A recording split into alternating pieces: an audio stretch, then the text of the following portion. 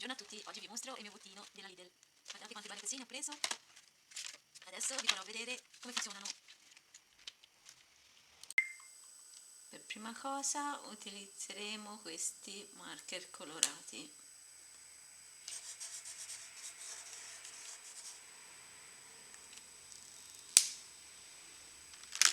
Direi che sono veramente belli.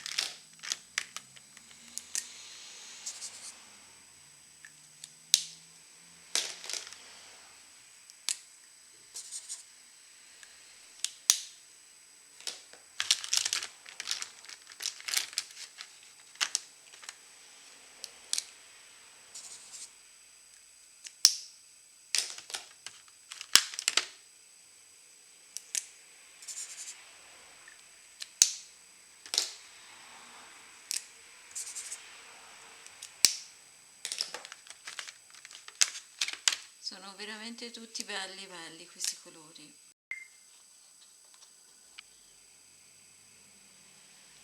I colori purtroppo si vedono un po' male dal video e non so se non sono proprio così, quindi se riesco poi vi mando una foto.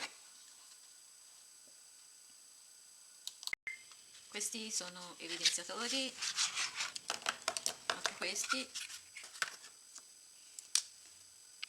con la punta più larga.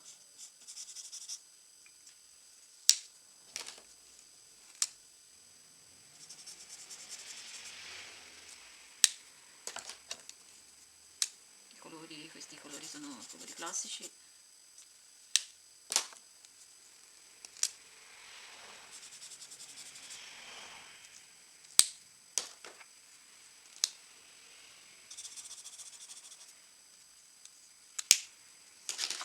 E anche qui purtroppo si vede malissimo e vi metterò una foto anche di questi.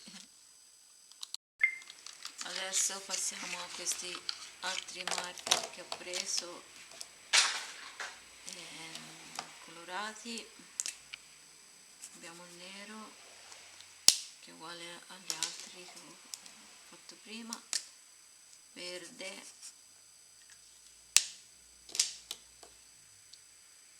rosso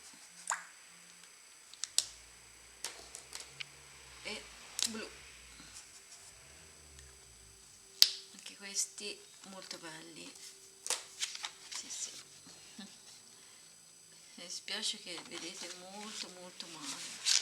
Adesso apriamo gli evidenziatori.